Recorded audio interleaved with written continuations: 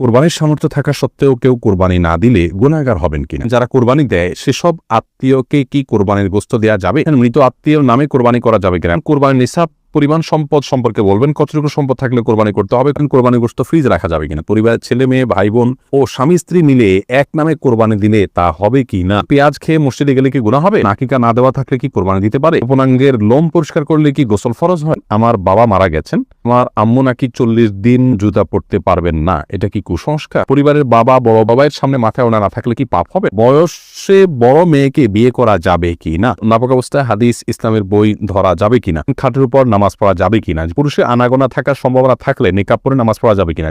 তাওহীদুল ইসলাম সজীব জানতে চেয়েছেন, গোপনাঙ্গের লোম পরিষ্কার করলে কি গোসল ফরজ হয়? না, এর সাথে গোসল ফরজের কোনো সম্পর্ক নাই। ফরজের অজু করে নেবেন, পরিষ্কার পরিচ্ছন্ন হবে। নাপাক অবস্থায় হাদিস ইসলামের বই ধরা যাবে কিনা, যেখানে আরবি লেখা আছে ধরা যাবে, কোনো অসুবিধা নেই। কোরআনে কারীম যদি থাকে শুধু কোরআনে কারীম স্পর্শ করবেন না, এছাড়া ইসলামিক বই পুস্তক সেখানে হয়তো কোনো একটা পাতায় আধা লাইন এক লাইন হয়তো আরবি লেখা আছে বা হাদিসের মূল পাঠ আছে, সেটি আপনি নাপাক অবস্থায় বা মাসিক চলা অবস্থায় ধরতে পারেন, তাতে গুনাহ হবে না। জান্নাতুল ফেরদাউস আপনি জানতে চেয়েছেন খাটের উপর নামাজ পড়া যাবে কিনা। যে অবশ্যই যাবে, খাটের উপর নামাজ পড়াতে কোনো অসুবিধা নেই। অনেকে মনে করেন যে খাটের উপরে বা বিছানা চাদর উপর নামাজ পড়া যেন বিছানা চাদর ধোয়া থাকে, পরিষ্কার থাকে, নাপাক দেখা না যায়, কোনো নাপাকের আলামত না থাকে, তাহলে সেখানে সালাত আদায় করতে কোনো অসুবিধা নেই। লামিয়া সুলতানা জানতে চেয়েছেন, পরিবারের বড় ভাইয়ের সামনে মাথায় ওড়না না থাকলে কি পাপ হবে? না বোন, পাপ হবে না। আপনার বড় ভাই বা বাবার সামনে মাথার ওড়না না থাকলেও পাপ হবে না, কিন্তু ফিতনার এই যুগে যথাসম্ভব আপনি মাথার উপরে ওড়না বা কিছু দিয়ে রাখতে পারলে ভালো, কিন্তু আপনার চুল দেখা গেলে অবশ্যই পাপ হবে না, কোনো অসুবিধা নেই। এমনি সোহেল জানতে চাইছেন, কোরবানির গোশত ফ্রিজ রাখা যাবে কিনা। হ্যাঁ, কোরবানির গোশত ফ্রিজে রাখতে পারেন, কোনো অসুবিধা নেই। তবে ফ্রিজে রাখার উদ্দেশ্যেই যেন কোরবানি না হয়, কোরবানি করার পর গোশত থাকলো থেকে গেল সেগুলো রেখে দিলে ফ্রিজে অসুবিধা নেই। ইসমাইল দেওয়ান জানতে চেয়েছেন, পেঁয়াজ খেয়ে মসজিদে গেলে কি গুনাহ হবে? পেঁয়াজ বলতে কাঁচা পেঁয়াজ যদি খান, কাঁচা পেঁয়াজ খেয়ে সেই অবস্থায় মসজিদে যাওয়া নিষেধ, হাদিসে স্পষ্ট নিষেধ আছে। তার কারণ হলো মসজিদে ফেরেশতা থাকে, অন্য মানুষ আছেন, কাঁচা পেঁয়াজ খেলে মুখে দুর্গন্ধ হয়, সে দুর্গন্ধ নিয়ে মসজিদে গেলে আশপাশের লোকদের কষ্ট হবে, ফেরেশতাদের কষ্ট হবে, সেজন্য হাদিসে নিষেধ আছে। অতএব কাঁচা পেঁয়াজ কেউ খাওয়ার পর ভালো করে মুখের দুর্গন্ধ দূর করে, সেটি অন্য কিছু খেয়ে হোক, ব্রাশ মেসওয়াক ইত্যাদি হোক, যেভাবে হোক, অন্য উপায়ে মুখের দুর্গন্ধ দূর করে তারপর তিনি মসজিদে যাবেন। এর পরের প্রশ্ন করেছেন মাহবুব আলম, আপনি জানতেছেন মৃত আত্মীয়ের নামে কোরবানি করা যাবে কিনা। মৃত আত্মীয়ের নামে কোরবানি করা যাবে, এ বিষয়ে গত নির্বাচিত প্রশ্নোত্তর লাইভে আমরা বলেছি, মৃত আত্মীয়ের নামে কোরবানি করা যাবে। রাসূল আকরাম সাল্লাল্লাহু আলাইহি সাল্লামের তরফ থেকে তার ওয়াফাতের বহুকাল পর আলী রাদিয়াল্লাহু তাআলা কোরবানি করেছেন, বাইহাকী মুসনাদ আহমদ শবিনে হাদিসে বর্ণিত হয়েছে, সেজন্য মৃত ব্যক্তির পক্ষ থেকে কোরবানি করা যাবে। কোন ওলামা ইকরাম বলেন যে জীবিত ব্যক্তির নামের সাথে অ্যাড করে এটা করতে, যদিও জমহুরগণ সাধারণভাবেই মৃত ব্যক্তির তরফ থেকে আলাদা কোরবানি করার পক্ষে মত দিয়েছেন, জায়েজ আছে। ফাহিম বিনতে ফারুক জানতে চেয়েছেন, পুরুষের আনাগোনা থাকার সম্ভাবনা থাকলে নেকাব পরে নামাজ পড়া যাবে কিনা। জি অবশ্যই, নেকাব পরে সাধারণ অবস্থায় নামাজ পড়া যাবে না, কারণ নবী সাল্লাল্লাহু আলাইহি ওয়াসাল্লাম চেহারা ঢেকে সালাত পড়তে নিষেধ করেছেন এবং নারী পুরুষ সকলের জন্য সেটি সমানভাবে প্রযোজ্য। কিন্তু কোনো ক্ষেত্রে যদি এমন হয় যে আপনি এমন জায়গায় সালাত আদায় করছেন এখানে অন্য পুরুষরা আসা যাওয়া করার প্রচন্ড সম্ভাবনা আছে, তাহলে সেক্ষেত্রে আপনি নেকাব পরে সালাত আদায় করতে পারবেন, যেহেতু এটা বিশেষ ওজর রয়েছে। এমনি জাহিদুল ইসলাম জানতে চেয়েছেন, আকিকা না দেওয়া থাকলে কি কোরবানি দিতে পারে। আকিকার সাথে কোরবানি কোনো সম্পর্ক নেই, দুটো সম্পূর্ণ দুই ধরনের ইবাদত। আকিকা না থাকলেও কোরবানি দিতে পারে, আকিকা না দিলেও কোরবানি দিতে পারে। মালিক শাহ জাইন আপনি জানতে চেয়েছেন, যারা কোরবানি দেয় সেসব আত্মীয়কে কি কোরবানির গোশত দেওয়া যাবে। অনেকে গোশত না দিলে আবার মাইন্ড করেন, তবুও তাদের প্রচুর গোশত হয়। কোরবানি দিলেও তা কাউকে কোরবানির গোশত দেওয়া যেতে পারে, কারণ আল্লাহ রাব্বুল আলামিন কোরবানির গোশত সম্পর্কে কোরআনে একাধিক জায়গায় বলেছেন যে নিজে খাও, অন্য মানুষদেরকেও দাও, যারা অভাবী মানুষের কাছে চায় তাদেরকেও দাও। তার মানে এখানে আত্মীয় স্বজন যারা সলভেন্ট আছেন, আত্মীয়তার বন্ধন স্বরূপ তাদের জন্য কিছু হাদিয়া আপনি পাঠাতে পারেন, এতে কোনো দোষের কিছু নেই। সনি আক্তার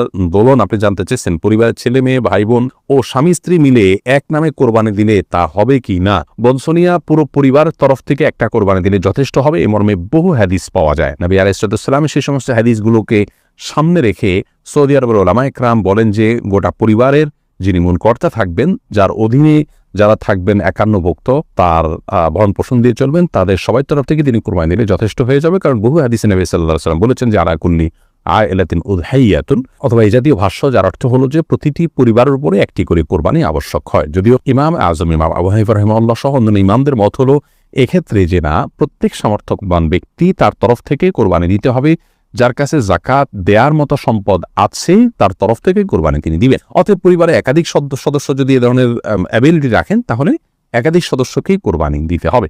আর এই যে দ্বিতীয় মত যারা বলেন, তারা প্রথমোক্ত মতে যে হাদিস তারা পেশ করেছেন যে প্রত্যেক পরিবার তরফ থেকে একটা কোরবানি হলে হবে, তারা ওটার ব্যাখ্যা বলেন যে আসলে তখন একটা পরিবারে একজন কর্তা ছিলেন না, সবাই তার অধীনস্থ থাকতেন, একাধিক ব্যক্তি সাধারণত উপার্জন করতেন না। যখন উপার্জন হয়ে যেতেন, উপার্জনক্ষম হয়ে যেতেন ছেলেরা, তখন তারা বিবাহ করতেন এবং স্বাভাবিকভাবে তাদের আলাদা পরিবার উঠে দেওয়া হতো। নবী সাল্লাল্লাহু আলাইহি ওয়াসাল্লাম সেই দৃষ্টিকোণ থেকে বলেছেন। যেহেতু আমাদের সমাজে এখন একই পরিবার একাধিক ব্যক্তি উপার্জন করে যাকাতের দেওয়ার মতো অবস্থা তাদের হচ্ছে, সেই জায়গা থেকে নবী সাল্লাল্লাহু আলাইহি ওয়াসাল্লাম এটি বলেছেন। যাই হোক, তো দুটি মতই আমি আপনাদের সামনে প্রেজেন্ট করলাম। পরিবারের একাধিক ব্যক্তি যদি সামর্থ্যবান থাকেন, তাহলে সেই একাধিক ব্যক্তি কোরবানি তাদের তরফ থেকে করার মতটি অধিকতর নিরাপদ। মোহাম্মদ তানভীর জানতে চেয়েছেন, বয়সে বড় মেয়েকে বিয়ে করা যাবে কি না? অবশ্যই করা যাবে। বয়সে আপনার চাইতে আপনি যাকে বিয়ে করবেন তার বয়স যদি বেশি হয়, বিয়ে করাতে কোনো অসুবিধা নেই। নবী করিম সাল্লাল্লাহু আলাইহি ওয়াসাল্লাম নিজে বিবাহ করেছেন খাদিজা রাদিয়াল্লাহু তাআলা আনহাকে, তখন তার অনেক বেশি বয়স ছিল, নবী সাল্লাল্লাহু আলাইহি ওয়াসাল্লামের চাইতেও বেশি বয়স ছিল। বিধায় নিজের চাইতে বেশি বয়সের কাউকে বিবাহ করাতে ইসলামের দৃষ্টিকোণ থেকে কোনো প্রকার বাধা নেই। বিবাহ নিয়ে আমাদের অনেক কুসংস্কার। আমরা বিধবা বিয়ে করতে চাই না, আমরা তালাকপ্রাপ্তা বিবাহ করতে চাই না, একবার বিয়ে হয়ে গেলে মনে করি জীবনের তরে বন্ধন হয়ে গেছে, কোনোভাবে ছুটলে দোষযুক্ত মনে করি। এইগুলোর সবগুলো আমাদের সমাজের অপসংস্কৃতি। এগুলো অনেক অন্যায়ের দুয়ারকে উন্মোচন করে। বিবাহ বিষয়টাকে শরীয়ত অনেক ইজি করেছে। সাহাবায়ে কেরাম, পুরুষ হয়তো একাধিক বিয়ে করছে, সেটাও যেমন তাদের কাছে স্বাভাবিক ছিল। নারীদেরও একাধিক জায়গা বিয়ে হচ্ছে, সেটা সম্পূর্ণ স্বাভাবিক মনে করা হচ্ছে। এখন 2-3 জায়গা বিয়ে হলে, তালাক হলে তাকে মানুষ মনে করে যে লোকটা খারাপ, ভালো মানুষ নয়। এটি সম্পূর্ণ একটি ষড়যন্ত্র। ইবলিস আমাদের সমাজকে অস্থিতিশীল করবার জন্য এই কালচারগুলো প্রবেশ করে দিয়েছে সমাজে। এগুলো আমাদের যত বেশি আমরা বুঝতে সক্ষম হব, ততই ইনশাল্লাহ কল্যাণ পথে অগ্রসর হতে পারবো। এরপরে নাইমুল হক আজাদ জানতে চেয়েছেন, কোরবানির নিসাব পরিমাণ সম্পদ সম্পর্কে বলবেন। কতটুকু সম্পদ থাকলে কোরবানি করতে হবে? কোরবানির নিসাব হলো যাকাতের নিসাব। একজন মানুষের কাছে 595 গ্রাম রূপা বা তার সমমূল্য যদি থাকে, তাহলে তার উপরে কোরবানি বর্তাবে। এবং সেই নিসাবটি হলো বর্তমান বাজার মূল্য হিসাব করলে আপনার 595 গ্রাম রূপার যে মূল্য আছে সেটি হয়তো 40 বা 50 হাজার টাকা বা তার কাছাকাছি ফিগারে থাকবে। অতএব আপনি কোরবানির যাকাতের নিসাব সেটিকেই ধরে নেবেন। যদিও এর আগে আমরা শুরুতেই বলেছি যে কোরবানি যে ব্যক্তি করার সামর্থ্য রাখেন তার উপরে কোরবানিটি বর্তায়, এর জন্য নিসাব কোনো আবশ্যক নয়, এমনটি মত দিয়েছেন সৌদি আরব উলামায়ে কেরাম এবং অন্যান্য মাযহাবে। হানাফি মাযহাব বা আমাদের উলামায়ে কেরাম বা আমাদের যে স্কুল অফ থট উলামায়ে কেরাম ফলো করে থাকেন, সেটিতে আপনার যাকাতের নিসাব হলে তখন কোরবানি আবশ্যক হবে বা বর্তাবে। এই মিজানুর রহমান শামীম আপনি জানতে চেয়েছেন, কোরবানির সামর্থ্য থাকা সত্ত্বেও কেউ কোরবানি না দিলে গুনাহগার হবেন কিনা? উত্তর হলো, কোরবানির সামর্থ্য না থাকা সত্ত্বেও যদি কোরবানি না দেন, তাহলে তিনি গুনাহগার হবেন। ইমাম আবু হানিফা রাহিমাহুল্লাহ তার মত অনুযায়ী, যেটিকে ফলো করে আমাদের দেশের বেশিরভাগ উলামায়ে কেরাম। আর আরাবিয়ান স্কলারদের মধ্য থেকে সৌদি আরবের উলামায়ে কেরাম বিশেষত, তাদের এক্ষেত্রে দৃষ্টিভঙ্গি ভিন্ন রকম। তারা মনে করেন কোরবানি এটি একটি সুন্নাহ আমল, যার কারণে কোরবানি যদি কেউ সামর্থ্য থাকার পরও না করেন, তাহলে তিনি সুন্নাহ তরক করলেন, একটি সুন্নাতে মুআক্কাদা বা গুরুত্বপূর্ণ একটি সুন্নাহ তরক করলেন। সন্দেহাতীতভাবে তিনি ক্ষতিগ্রস্ত হলেন, কিন্তু তিনি বড় ধরনের কোনো গুনাহগার হলেন না। যেমনটি আমাদের উলামায়ে কেরাম মনে করেন ওয়াজিব তরক করার গুনাহগার হবেন সামর্থ্যবান ব্যক্তি কোরবানি না দিলে। আমাদের উলামায়ে কেরামের দলিলটি অত্যন্ত সমৃদ্ধ। ক্ষেত্রে নবী সাল্লাল্লাহু আলাইহি ওয়াসাল্লাম বলেছেন যে ব্যক্তি কোরবানি করার সামর্থ্য রাখে অথচ কোরবানি করলো না, সেজন্য আমাদের ঈদগাহে না আসে। এবং এই মর্মে কাছাকাছি ধরনের ভাষ্য অনেকগুলো হাদিসে আসছে, যে ভাষ্য থেকে বোঝা যায় যে নবী সাল্লাল্লাহু আলাইহি ওয়াসাল্লাম সামর্থ্যবানদেরকে কোরবানি করতে আবশ্যক করেছেন, আবশ্যিকভাবে নির্দেশ করেছেন, এবং না করলে তার জন্য তিনি সতর্কবাণী দিয়েছেন। অতএব সামর্থ্যবানদের জন্য কোরবানি না করে থাকাটা অনুচিত হবে আমরা মনে করি। যদিও বিপরীত দিক থেকে যারা এটিকে সুন্নাহ মনে করেন, তাদেরও দলিল হলো নবী আলাইহিস সালাম বিভিন্ন হাদিসে এটিকে সুন্নাহ বলে অভিহিত করেছেন, ইব্রাহিম আলাইহিস সালামের সুন্নাহ বলেছেন, তো সেই জায়গা থেকে তারা এটিকে সুন্নাহ বলেন। তানহা তাবাসসুম জানতে চেয়েছেন, আমার বাবা মারা গেছেন, আমার আম্মু নাকি 40 দিন জুতা পরতে পারবেন না, এটা কি কুসংস্কার? হ্যাঁ বোন, এটা অবশ্যই কুসংস্কার। আপনার বাবা মারা যাওয়ার কারণে আপনার মায়ের জুতো পরিধান করার ক্ষেত্রে ইসলাম শরীয়তের কোনো বিধিনিষেধ নেই, যে কোনো ধরনের জুতো পরিধান করতে পারবেন। তার জন্য করণীয় কি, এ বিষয়ে আমাদের একটি ভিডিও আছে, সেটি দেখে নিতে পারেন, যে স্বামী মারা গেলে স্ত্রীর জন্য করণীয় কি।